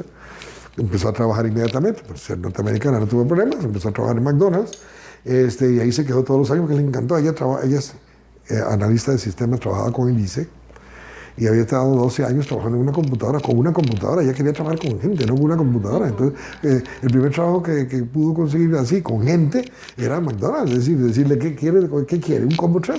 Okay. Eso era hablar con gente, no con una computadora. Entonces, estuvo muy feliz ese tiempo allá. La pasamos bastante bien, y yo en la academia sufrí mucho porque me costaba. No le voy a decir que no, pero es una pasión enorme por el teatro, lo que hace que usted supere esto, hasta la lengua, ¿verdad? Y conseguí buenos amigos. Hacer amigos en Estados Unidos no es fácil. Ellos viven como una bolsa de plástico, como un metro. Siendo latino. Sí, siendo uno, no americano, digamos, porque le pasa a todos, no solo a los latinos. Con los latinos, bueno, yo no tenía pinta latino, sigo sin tenerla, es decir, la gente me decía, ¿de dónde es usted? Y antes de que yo pudiera decir de Costa Rica, me decían, ¿griego? ¿De Bulgaria? Lo más latino que me llegaron a decir, incluso cuando yo hablaba por mi acento, era si yo era portugués. Pero nunca nadie me dijo, ¿usted es de Centroamérica? ¿Usted es latino? Menos caribeño, porque los latinos hablan muy diferente, chicos, hablan otra cosa distinta, y también en inglés. Yo tenía una compañera que tenía una gramática estupenda en Arkansas. Todavía vivía ahí porque se casó con un chico allá. Ella estudiaba ingeniería de tránsito de Venezuela, de Puerto La Cruz de Venezuela. Ella se llama Andreina Narváez. Andreina tiene una gramática perfecta, pero tiene una pronunciación espantosa. Something is missing here.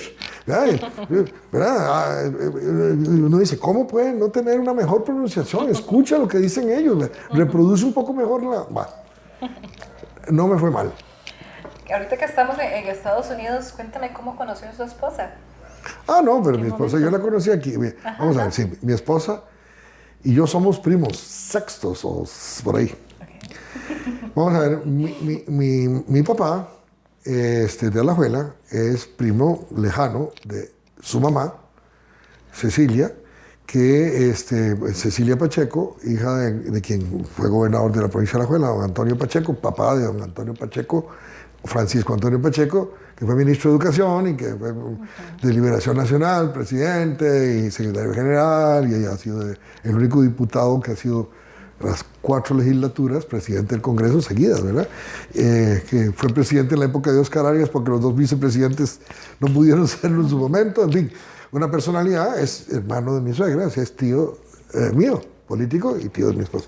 Entonces, ellos eran rotarios y mi suegro era tejano de Lubbock, Texas. Conoció a mi suegra cuando vino a hacer una cosa a Costa Rica porque su otro hermano, Oscar, se había ido a estudiar a Texas Tech en Texas. Se conocieron, eran roommates, y se lo trajo a Costa Rica y se enamoró de mi suegra.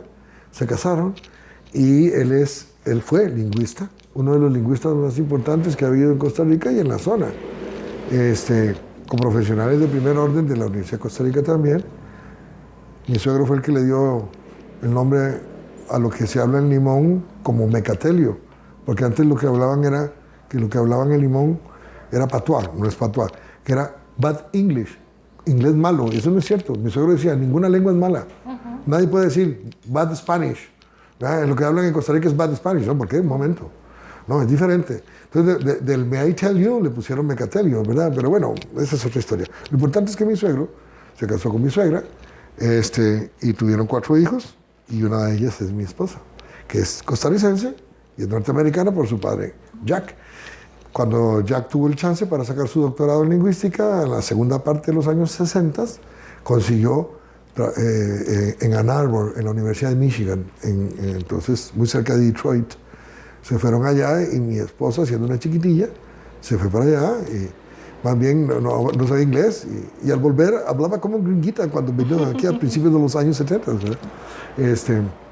Y desde siempre nos hemos visto, nos hemos conocido y en algún momento nos reencontramos y bueno, empezamos a jalar y muy pronto nos casamos, eso fue en el 80. Y ya está, no hay mayor misterio, es una cosa muy bonita. Sí, ojo, que solo fuimos novios 6 meses, o un poquito menos incluso. Wow. Y ya tenemos 42 años de Me casados. decía que no hay mucho misterio.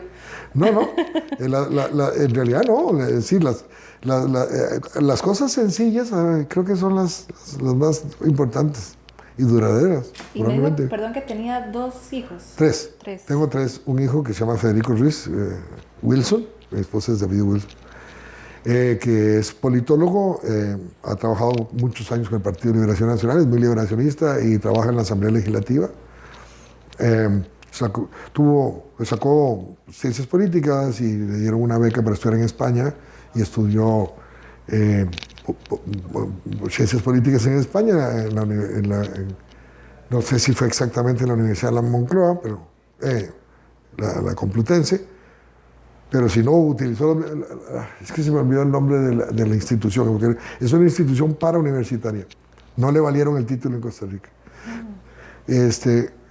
Porque no era homologado.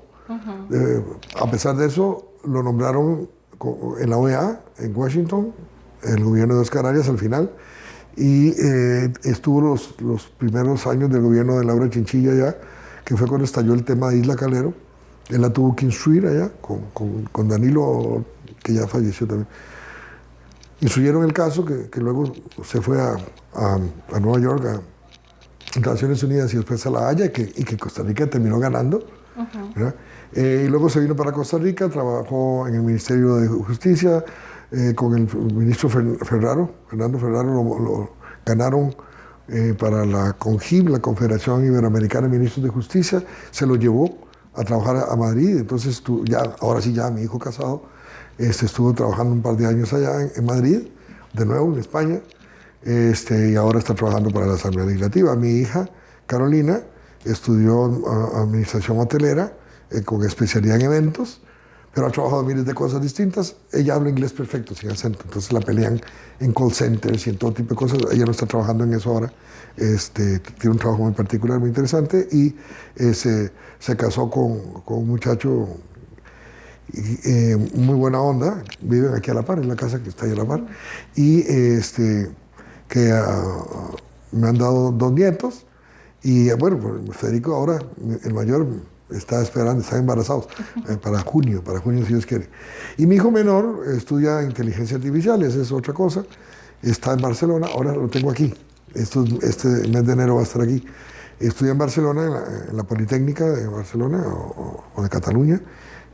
No me acuerdo ahora cuál es el nombre de la universidad, si Politécnica de Barcelona o Politécnica de Cataluña, en la ciudad de Barcelona. En inglés, ni en catalán ni en castellano, es en inglés. Es que eso le iba a comentar.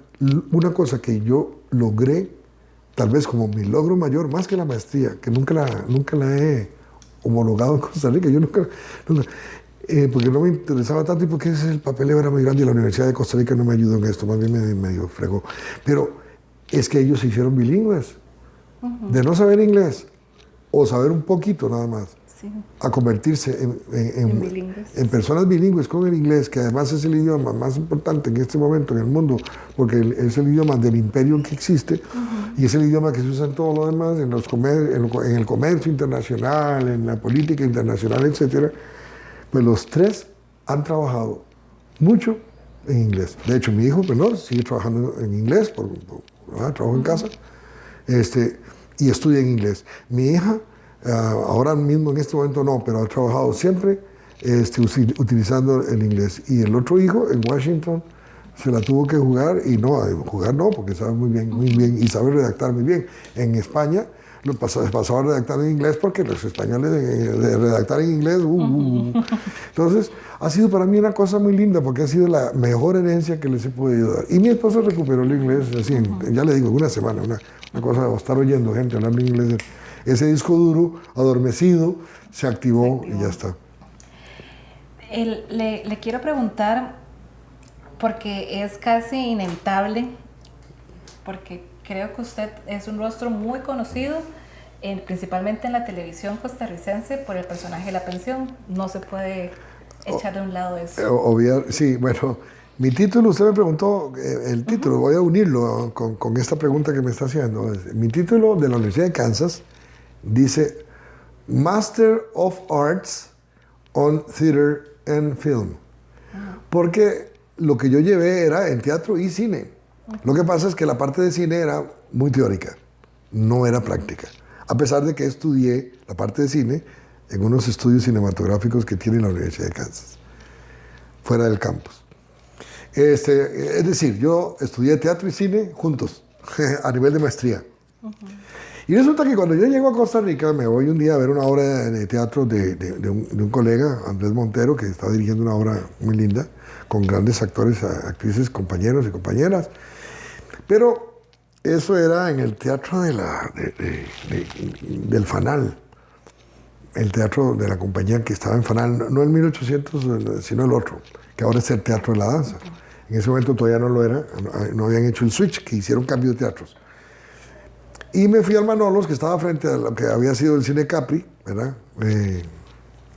Íbamos ahí mucho la gente de teatro de ese Manolos, y ahí estaba Oscar Castillo, el director de cine, de teatro y actor. Que también ya está en nuestras entrevistas de Artistas de Oro. Ya está, ¿ok? Para que lo revisen. Sí, Oscar es una persona, una figura muy interesante, muy importante en el desarrollo del teatro y el cine en Costa Rica, creo. Entonces me dijo, Ruiz, porque le costaba tanto decirme Manuel o Manolo, ¿cómo le costaba? Qué bárbaro, todavía. Si me encuentra, seguro me dice Ruiz. Ruiz, en el Manolos, ahí comiendo un sándwich, un café. Justo en el Manolos. Sí, justo en el Manolos. Exacto. Me dice, ¿qué tenés planeado ahora que llegaste a los Estados Unidos? Entonces le digo, pues sí, trabajar en la Universidad de Costa Rica. ¿Podrías guardarme los lunes y los martes? Y yo, bueno, puedo preguntar y arreglarlo. Hacerlo. Y así empezó la relación con lo que llegó a ser La Pensión. Eso fue a finales del 98. La Pensión se inauguró el viernes 9 de abril de 1999. Qué bueno es usted con las fechas. No, algunas, no todas. Lo sé porque caló tan fuerte. Yo siempre he hecho esos números. Yo hice los números. Para el 8 de abril, el día anterior, jueves, yo había trabajado probablemente 25 años en teatro en muchas obras. había hecho 25 años de teatro, muchas obras. ¿Cuánta gente me había visto? Fue la pregunta que me hice. El día antes de salir al aire. Y saqué cuentas, hice números, multipliqué, sumé y multipliqué, y llegué a la conclusión de que probablemente en esos 25 años unas 300,000 personas, 300 y algo mil personas, como mucho, me habían visto en escenarios de Costa Rica y giras teatrales, en gimnasios y todo, a lo largo de 25 años. Entre el poco más de 5 millones. Exactamente. Al día siguiente la pensión salió al aire y tuvo un rating altísimo. Ese día, el día 9 de abril de 1999, la vieron alrededor de 580,000 personas. Por alguna razón, seguro se hizo mucha publicidad de que iba a salir un programa que se llamaba La Pensión y con esos personajes. Y no sé qué pasó, que todos los personajes de La Pensión hicieron un ligue muy lindo con el público costarricense, con la gente. Fue muy entrañable desde el puro principio. La primera escena, bueno, fue una de las primeras escenas que se filmaron, creo que la primera, y fue la primera escena que la gente vio, era Ricky, o sea, César Meléndez, bailando una zumba samba, no sé qué, contra el televisor, viendo el televisor, haciendo ejercicios. Me acuerdo, con la cinta. Sí, exacto. Y yo, que era Paco, el machista, ¿verdad? Bajaba las gradas, lo veía y me mataba de risa, y él se sentía ofendido, y yo me reía del playo, ¿verdad? Del homosexual, del gay, que éramos, digamos, inquilinos de la casa de Doña Tere, ¿verdad? Y yo me reía, y la cosa se desarrollaba en que él me ayudaba al final. En ese mismo capítulo me ayudaba a recuperar una plata que don Pedro me había quitado para pagarle a los hijos de Paco. Se volvía una circunstancia muy solidaria y de alguna manera el primer personaje gay de la televisión costarricense fue entrañable. Gracias, sí. Uno de mi mejor amigo, él lo dice, como Ricky, aunque era un estereotipo. Sí, sí. Él dice, yo me acuerdo que él fue mi primera imagen de ver una persona gay en la televisión costarricense y lo agradezco tanto. Él lo valida también, no solamente por la actuación, ¿verdad? Dejando eso de lado, sino por la temática, por ser él. Esa forma en que las personas gays se podían visualizar de alguna u otra forma. Sí, y César, bueno, había sido mi alumno, yo lo quería mucho, sigo queriéndolo mucho, a pesar de que se nos ha ido. Y ¿cómo se llama? Y así hacíamos muy, muy buenas migas. Estábamos haciendo una obra de teatro en esa época, más o menos, que se llamaba Aguas Negras, dirigida por María Bonilla, en la Compañía Nacional de Teatro, con Teatro BU, Teatro Universitario, sí, productores, una coproducción de 4 entidades y él hacía de negro. Es decir, él hacía de otra persona, de grupo minoritario y separado. Y hacía un trabajo maravilloso, se cubría el cuerpo con tierra de curiol que se traía de Guanacaste. Era perfecto y agarró el acento y la forma de caminar. César era muy, muy bueno, en comedia, en drama, en tragedia, en lo que fuera. Y era muy estricto consigo mismo, muy fuerte. Él gastaba 2 barras de jabón diarias para quitarse y quemó como 3 duchas. Para quitarse diariamente tardaba como 1 hora y media, casi 2 horas a veces, sacándose en la tierra de curiol porque bueno. Así que la pensión se convirtió en algo muy interesante. Ya el tercer episodio de La Pensión logró superar el rating del programa más visto en Costa Rica en esa época, que era Sábados no sé qué de Don Francisco, que era el programa que más se veía, que más rating tenía en Costa Rica en ese momento, en las tardes de los sábados. Gigante. Sábado Gigante con Don Francisco, sí, que no se llama Don Francisco, que se llama Mario, pero bueno. Y resulta que nosotros le pasamos en 3 semanas. Desde que sale La Pensión y 3 semanas después el rating está más alto que el de Don Francisco. Y Oscar Castillo llegó enorme, ¿verdad? Gigantesco. Estamos de primer lugar, no, ¿qué va a seguir? Y yo le dije, ¿bajar? Estaremos bajando y subiendo, Oscar, mientras esto dure. Nadie esperaba que durara más de 3 años, no lo esperábamos. Y La Pensión duró 20 y tantos años, yo estuve 14. ¿Verdad? Yo estuve 14 haciendo de Paco, que pasó por muchas etapas, todos pasamos por muchas etapas. Ellos como productores, el director, Eduardo Cheregati, todos, sí, todo el mundo camarógrafo, hubo muchos cambios, hubo gente que se fue, gente que entró. Al principio eran unos actores con unos personajes, con el tiempo fueron modificándose, quedábamos algunos que éramos de los del año 99, ¿verdad? Pero bueno, y hubo pleito laboral y bueno, aquello se quebró. Pero no duró un año, ni dos, ni tres, duró 20 y tantos años. Eso no es lo normal. No, no es lo normal, haciéndose alrededor de 42 episodios por año. Ojo, no 13 o 23, que son lo que usan los seasons en otros lugares, las temporadas en otros lugares. No, el año tiene 52 semanas, nosotros grabamos alrededor de 42 semanas. 42 episodios por año. Eso es muchísimo trabajo, mucho trabajo. Por todo lado, desde los que conciben un capítulo, hacen la escaleta, la escriben, la dialogan, la llevan a la mesa para despedazarla y volverla a armar, tener el libreto listo, armar la producción de ese libreto, aprendernos nosotros las líneas, hacer los ensayos, en fin. Y luego la postproducción, es decir, el trabajo que lleva a hacer esto es increíblemente grande, mucha gente interviene. Y yo agradezco y le doy muchas gracias a todos los que intervinieron, a Dios, porque me permitió la bendición de poder hacer esto tanto tiempo y hacer un personaje que lo terminamos definiendo en un momento dado como la mascota de la pensión. Es decir, Paco era el buen hombre de la pensión, que terminaba siendo casi como una mascota realmente.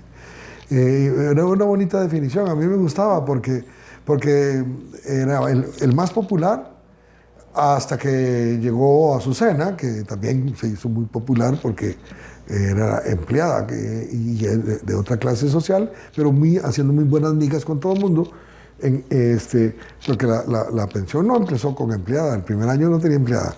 Ya en el segundo año entró una muchacha que Xochitl Ábalos es el nombre de la actriz, que hizo el papel de Jessica, fue la primera empleada de la pensión, y duró apenas un año o algo así. Y luego ya entró Alejandro Portillo a hacer el papel de Azucena, que se quedó, porque fue muy bien, la gente la adora, la adoró, el personaje llegó muy lindo.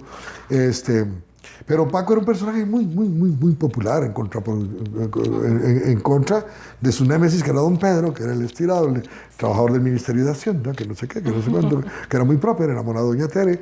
En algún momento Paco lo pusieron a enamorar a Doña Tere, a Camacho, que entró en el tercer año, el segundo o tercer año. Primero entró de a poquitos, era un señor que venía con carne desde San Carlos y apagaba el carro, le cerraba las puertas y se oía ¡pip! ¿Sí? ¿Verdad? Y etcétera. Y luego se convirtió en un super personaje. Carlos es un gran actor y se convirtió en un gran personaje, entrañable personaje. Y bueno, así fue pasando. Eloy Mora tuvo que abandonar la serie porque su personaje ya había crecido, ya no era adolescente tortero, sino la persona que ya adulta se convertía en tortas que eran crímenes. Entonces hubo que sustituirlo por gente, y pasaron muchas muchachas y todo hasta que se fueron sedentarizando algunas, en fin, hubo de todo. La pensión fue una aventura para mí enorme, maravillosa, aprendí muchísimo, aprendí otra forma de actuación, yo no estaba preparado para actuar frente a cámaras de antes. Eso hizo que cuando yo fui director de escuela, a la mitad de los 90 empecé, al finalizar la primera década de este siglo, que metí en el currículum la posibilidad de estar cada cierto número de meses poniendo actuación frente a la cámara. Para que nuestros estudiantes, que además llevaran radio, llevaran locución comercial, etcétera, un montón de cosas que no había antes, porque el campo de trabajo no es tan grande como uno podría pensar. Y el futuro sigue siendo el audiovisual, de alguna forma, ¿verdad? Sigue siendo. El teatro, por supuesto, no. Mientras ha habido humanidad, ha habido teatro, así que no se va a acabar, ni va a padecer. No lo pasó cuando vino la radio, no lo pasó cuando vino la televisión, cuando vino el cine, ni con la pandemia siquiera. Entonces, ¿verdad? Teatro será así, es forever, es para siempre. Pero el audiovisual, mientras hay humanidad y tecnología, va a seguir siendo. Tecnología quiero decir para hacer cine, para hacer audiovisual. Igual, va a seguir, entonces hay que aprender a hacerlo y hacerlo bien, lo mejor posible cada vez. con más y mejores posibilidades. Y entonces, inmediatamente, yo tengo una carta, la conservo la copia, porque no está dirigida a Manuel Ruiz, sino al director de la Escuela de Artes Dramáticas. Entonces, la carta original está en los archivos de la Escuela de Artes Dramáticas, firmada por Clint Eastwood, en donde recomienda a una persona para que venga a dar clases de actuación frente a la cámara, y así fue. Un actor y ahora muy amigo, Brett Halsey, que estuvo muchos años en Cinecittà y se conoció con Clint Eastwood, o de antes, trabajaron muchos spaghetti western, muchas cosas, ¿verdad? Y dije, ¿usted sabe lo que es recibir una carta de recomendación para otra persona de Clint Eastwood? Bueno, ahí tengo la carta guardada en algún sitio de honor, porque, ¿verdad? Es Clint Eastwood. Lástima que no pone mi nombre. Porque Brett en ese momento no sabía, entonces pones el director de la Escuela de Arte Dramática de la Universidad de Costa Rica. Estimado señor, mire, yo, Clint Eastwood, quiero recomendar al señor Brett Halsey porque puede ser un excelente profesor de actuación frente a la cámara, y así fue. Estuvo varios años haciendo esos cursos. Entonces, sí, ha sido muy importante el periplo de la televisión, trabajar en no sé cuántos, cerca de 500 episodios, supongo, no sé cuántos, nunca los he contado. Y se me enredan, y cuando me acuerdo me entra mucha nostalgia, porque yo quise mucho a Paco y lamenté mucho que terminara con un problema laboral esa cuestión. Pero bueno, ya la vida siguió. Esto fue ahora en el 2022, en junio del 2022 se cumplieron 10 años de que filmé que grabamos el último episodio en que Paco trabajó en la pensión. Así que mucho.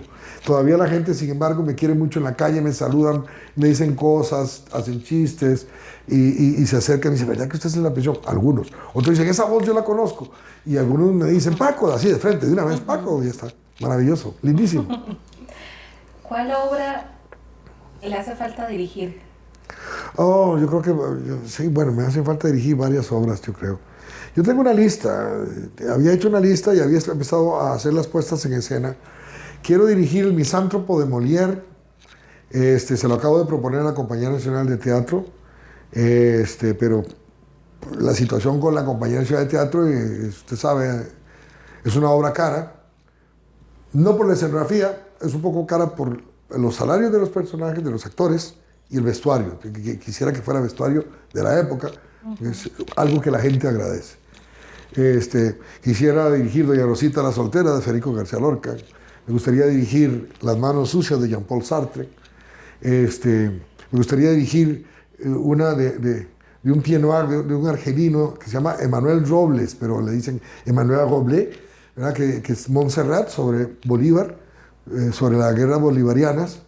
Es una obra maravillosa, escrita en los años 40 o 50, no me acuerdo, sobre un muchacho que se llama Montserrat, que sabe dónde está Bolívar, y lo empiezan a fregar para que diga dónde está Bolívar. Es una obra espantosamente fuerte, difícil de hacer, muchos actores.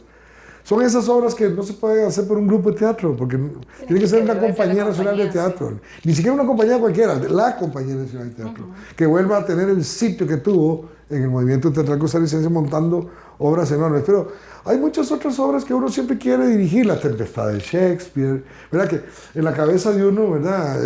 Ahí están, la vida que te di de Pirandello, ¿verdad? Son obras que... Pero bueno, aparecen otras obras más modernas.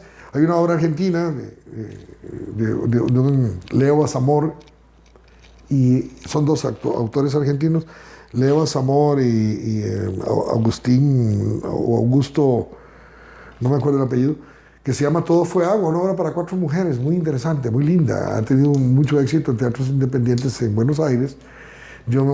La estábamos por hacerla antes de la pandemia, todo se nos cayó. Estábamos por hacerla en un teatro que estaba detrás de la iglesia de San Pedro. No era La Maga, era otro. Casanega. Casanega, exactamente. Tenían 9 muchachos ahí, estaban con ese proyecto y todo, se les cayó. Ahí vamos a montar esta obra. Ya tenía hablada la escenografía con Jennifer Cobb, porque tiene que llover todo el tiempo encima de un techo, ya la máquina para hacer llover en un escenario, etc. Es una cosa muy... Por ejemplo, esa es una obra que no sé si es una gran obra, pero es una buena obra para poner en escena y discutir con ella. Y hay obras latinoamericanas muy lindas. Me gustaría volver a hacer Entre Pancho Villa y una mujer desnuda, que hice de Sabina Berman, que la hice en el año 2000 y la llevé a Bélgica, la llevé a Guatemala, la llevé a Perú, y en Costa Rica estuvo en 2 o 3 o 4 temporadas con mucho éxito, cuando solo se pensó para una función en Lieja, Se empezó para una función y resultó que dio un montón. Es una obra maravillosa que me gustaría volver a hacerla, revisarla y montarla otra vez en algún momento en el futuro, no tiene que ser ya. Acabo de dirigir Tesla, de José Arceliu Tesla, Delirios de un genio. Yo quería dirigir otra Tesla, de un autor canadiense que se llama Gustav Fraser, que dirigió, cuando yo estaba en Kansas, para su graduación, un compañero mío de clase, un director de teatro estupendo que se llama Lance Garaby, que ahora es profesor de la Universidad de Arizona en Phoenix, y le pedí la obra, me la traje, Michelle Jones me la tradujo, y se me perdió parte del original, tendría que volvérsela a pedir. Pero bueno, ya dirigí un Tesla, esa se llama Tesla Electric, y es comedia, y es en tercera dimensión, hay que ponerle anteojitos a la gente, hay que buscar una tecnología. La Universidad de Kansas, donde yo estudié, tiene uno de los primeros institutos de investigación en teatro virtual de los Estados Unidos. Entonces, esa obra yo la vi con anteojitos, y la escenografía es proyectada. Los actores tienen que interactuar con la nada, con luz. Sí, muy interesante, y tiene comedia, es más comedia que drama, más comedia que cosa seria.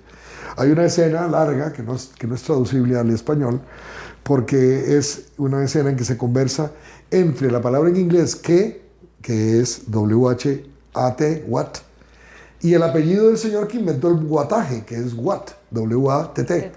Entonces todo es una cacofonía sobre what, yes, what, no, what, y así, ¿verdad?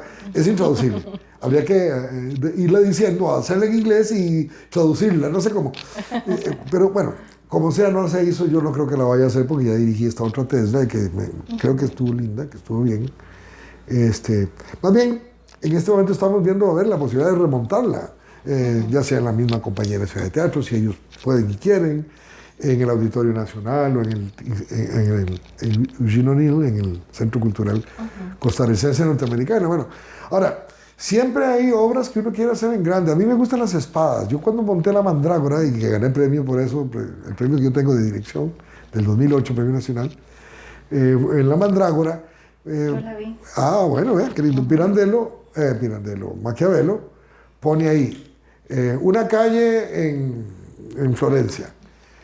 Y hay dos personas dialogando en una calle. Entonces yo dije, no, vamos a ver. Hoy en día sería un gimnasio. Digamos, esos dos personajes estarían en un gimnasio usando máquinas y haciendo lo que sea. ¿Qué podría ser entonces el equivalente de entonces? Se me ocurrió una academia de esgrima. Mandamos a traer los sables y las esgrimas de Alemania. Un montón, como 8, no sé cuántos, para hacer las escenas y todo. Y ahí están, las han usado en otras obras. Buenísimo. Resulta que yo tenía un actor que era maestro de esgrima y campeón centroamericano, Fabián Sales, de origen uruguayo, y tenía discípulos de él, como José Montero y tal. Entonces, Andrés Montero, estaba Juan Carlos Calderón, que es ahora el director de la Escuela de Teatro, ya desde hace tiempo, el que me sustituyó, sucedió, esa es la palabra.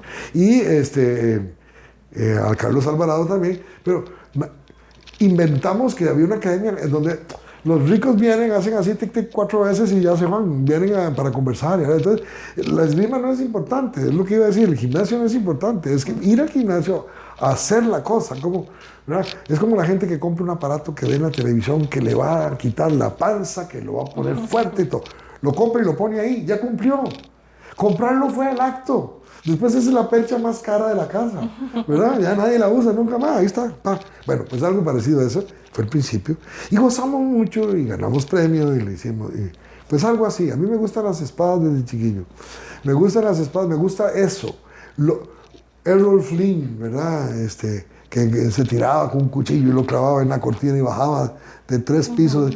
Bueno, esas aventuras, a mí me encanta mucho, me gusta mucho, la gran aventura, la gran epopeya, las grandes historias. Por eso me gustaría dirigir La Tempestad de Shakespeare, que es la última obra que escribió y que es una gran aventura. Pero no solo Shakespeare, hay muchas obras que tienen mucha aventura adentro de sí. La dramaturgia universal está llena de eso, la dramaturgia latinoamericana tiene muchas cosas muy lindas. Hay escritores jóvenes que están escribiendo muy bien en Argentina, en México, en Uruguay, en España, en Francia, en todo lado. Y acá. Y aquí también, ¿cómo no? Es muy importante. Yo he montado todo lo que he podido, autores costarricenses como ahorita Arseyud. En el 2015 montamos Virus con Anis Tarú, ganó premio nacional. El último de las formas de premios que había antes que los que hay ahora. Ella ganó la última de mujer. Y, en fin, sí existe, siempre uno quiere dirigir obras. Y a veces uno ve en la tele algo y dice, hombre, eso no es una obra de teatro originalmente. Mira, lo hicieron película. Y qué bonito dirigirlo en teatro. Y así sucesivamente, ¿verdad? Uno se retroalimenta de todo eso. Yo veo que mucha gente lee mucho, yo leo todo lo que puedo. Mis hijos son grandes lectores, tremendamente grandes lectores. Leen muchísimo, especialmente en inglés. Prefieren leer en inglés que en español, qué interesante. Y yo veo mucha televisión, porque en la televisión hay muchas series. Veo series, trato de analizar. Yo veo un poquito más allá de lo que ve la gente, supongo, por deformación profesional o por formación profesional, ¿verdad? Cómo hicieron el guión, hacia dónde apuntan, cuál es la cuestión ideológica de fondo, etc. Entonces, es un poquito eso de cómo seguimos modificando para bien el pensamiento de nuestros espectadores, cómo hacer crecer el país desde el teatro, desde las historias que el teatro cuenta. Porque al final es eso. Yo quisiera cerrar con esa pregunta, don Manolo. ¿Cómo ve el gremio teatral y para dónde deberíamos de ir, según usted? Bueno, hay varias... Es una pregunta muy grande, porque tiene muchas aristas. Primero que el movimiento teatral costarricense, contrario a lo que muchos piensan, nunca ha sido demasiado unido. Se ha unido, siempre se ha unido cuando se hacen las cosas, ¿verdad? Pero no tiene por qué ser unido, ni aquí, ni en Estados Unidos, ni en España, ni en ningún lado. Es decir, los movimientos teatrales no tienen por qué ser unidos, al contrario. Están los subnúcleos, los grupos, las compañías y todo, y trabajan en lo suyo cada una. El problema es que en Costa Rica... El arte dramático, que viene muy ligado a toda la actividad cultural, la cultura, despega profundamente en la Segunda República. Es decir, despega con la creación del Ministerio de Cultura, con Pepe Figueres y don Beto Cañas allá atrás, de un Estado paternalista, pero benefactor, digamos, el Estado benefactor. Yo recuerdo que Tierra Negra tenía una subvención de 40,000 colones al año. En aquella época nos ayudaba a crear cosas, ¿verdad?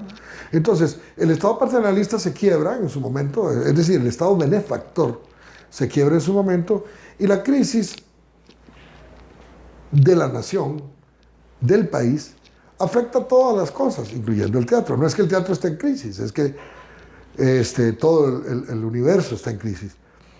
Ahora, el teatro nunca ha dejado de estar en crisis tampoco, y es importante que esté en crisis para que esa complejidad haga que salgan productos magníficos en el fondo. De la contradicción salen asuntos magníficos, ¿verdad? Entonces, ¿qué es lo que está pasando ahora? Lo que está pasando ahora es que los gobiernos han ido paulatinamente reduciendo los presupuestos de cultura. Los ministros y ministras de cultura de turno no defienden, para mí, no han defendido el presupuesto de cultura. Y ya no estoy hablando de teatro solamente, porque estamos hablando de todo lo que es la cultura costarricense, desde las letras más sencillas hasta las músicas más complejas, desde las esculturas más pesadas hasta las poesías más elaboradas. Hasta la receta del bizcocho guanacasteco. Correcto, estoy de acuerdo. Entonces, si no llegamos... No, era un objetivo cuando yo era muchacho llegar al 2% del presupuesto del país para el Ministerio de Cultura. Nunca se llegó y ahora se está reduciendo cada vez más. La Compañía Nacional de Teatro prácticamente desapareció, siendo la casa de teatro de todos, y hablo de ella porque conozco menos las otras instituciones de cultura y de arte de Costa Rica, aunque las conozco menos. Pero la Compañía Nacional de Teatro está necesitada de ayuda, y resulta que las ayudas son mínimas. Entonces, estamos pasando una época post-pandemia muy constreñida. Pero además, no ayuda que los gobiernos miren la cultura otra vez por encima del hombro, diciendo, bueno, no. Si una señora sale diciendo, una señora que va a ser importante en un gobierno, que se pueden vivir 2 años sin cultura, no, entonces... sin ir a Disney. o algo así fue. Bueno, yo recuerdo que decía que uno puede vivir 2 años sin cultura. Pero, por Dios, entonces estamos muy perdidos.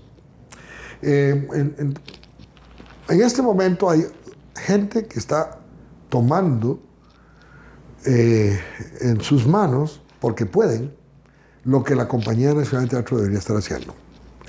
Lo pongo con nombres y apellidos muy concretos: don Steve Aronson, con Teatro Expresivo, y toda su gente allí, con la que me ha tocado trabajar mucho hace algunos años. Ellos están haciendo el teatro que debería estar haciendo la Compañía Nacional de Teatro, porque don Steve Aronson tiene dinero, no por otra razón.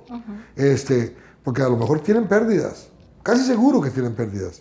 Porque el teatro es es decir, el teatro, la Compañía Nacional de Teatro siempre tiene pérdidas económicas. No significa que son pérdidas para el país, porque el país está haciendo inversión cultural en la gente. Muchos no lo quieren entender.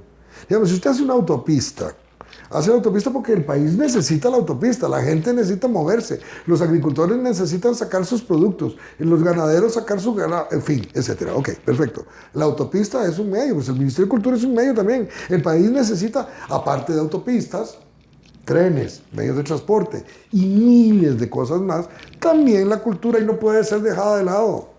No puede el espíritu dejarse de lado. Hay que alimentarlo, hay que hacerlo crecer. Y los gobiernos desafortunadamente tienden a cortar la cultura a lo primero.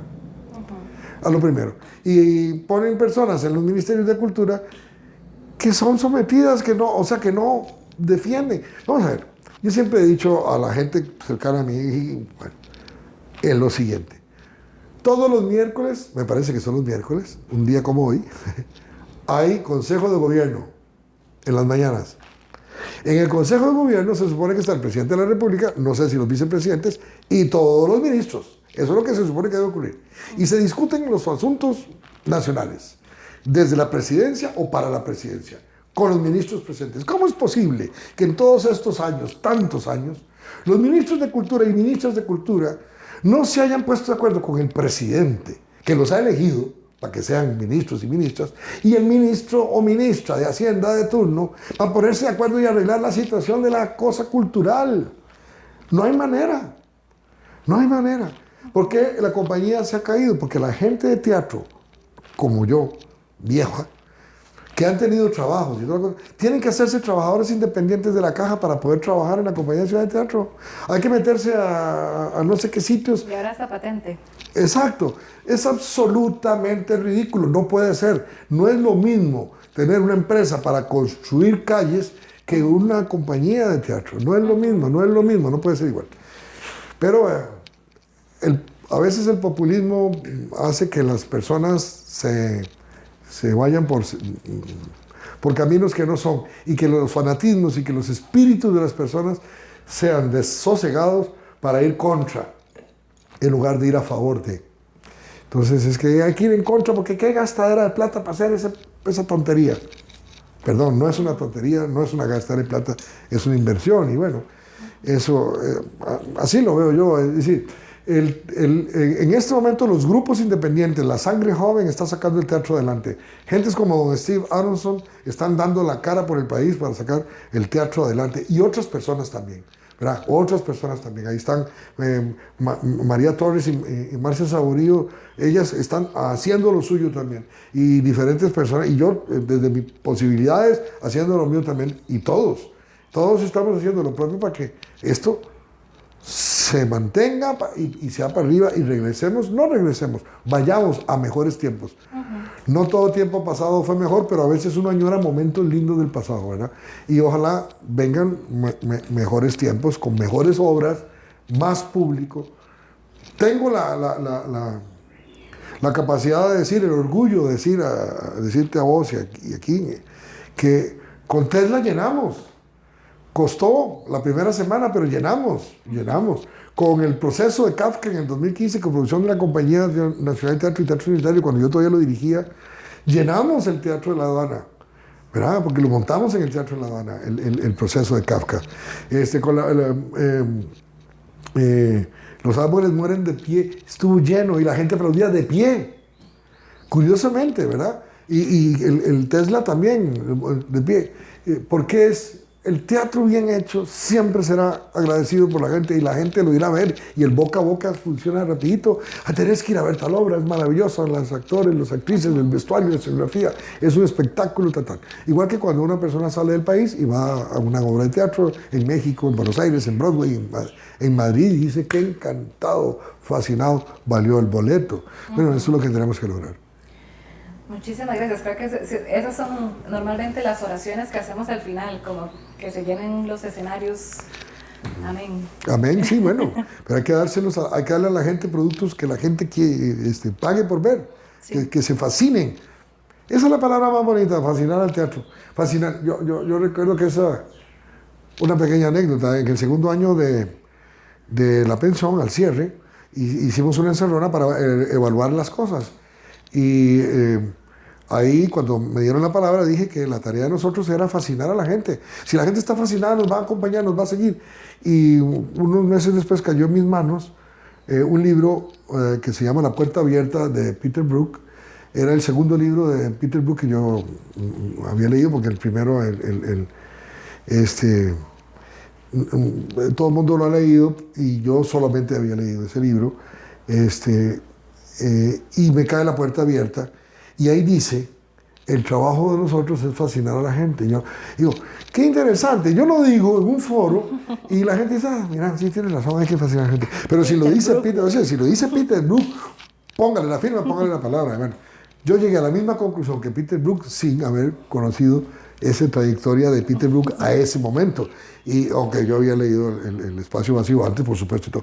Pero es linda la anécdota en el sentido de que muchas personas pueden llegar a conclusiones similares porque sus trayectorias lo van a hacer y sobre todo por el entorno que nosotros, es decir, es un entorno Costa Rica es un entorno muy particular a nivel cultural que no lo tiene prácticamente ningún país en la zona. Con costos México, otra cosa, pero porque tienen muchas otras cosas, sobre todo gente, ¿verdad? Sí, territorio. Y territorio, sí. Pero nosotros hemos hecho mucho con muy poquito, la verdad. Bueno, yo siempre en cada episodio, y hoy no es diferente, yo estoy fascinada con esta conversación. De verdad, muchísimas gracias. Con mucho gusto. Gracias por compartir, por todo de verdad es que los nombres que usted va diciendo, las obras que usted va diciendo, los puntos que uno puede ir uniendo con la historia que está pasando en Costa Rica y con la historia del teatro, para mí es fascinante. Y no lo digo de verdad de aquí nada más, es muy verdadero. Y yo agradezco muchísimo estos espacios y de verdad también a todas las personas que nos acompañan. Gracias por llegar hasta este punto de la entrevista, gracias por ver el episodio número 20. Recuerden que hay 20 atrás. Y cualquier comentario, gracias por compartir y gracias a usted especialmente por este ratito. No, más bien, muchas gracias a usted, Guadalupe, porque primero no sabía que era el número 20, es un número significativo, no es fácil hacer 20 de estos y la felicito. Y muy contento de ser el invitado número 20 y ojalá que este programa suyo, pues igual que el teatro, esperamos tire para adelante con todo y cada vez mejor. Muchísimas gracias. Y gracias de nuevo.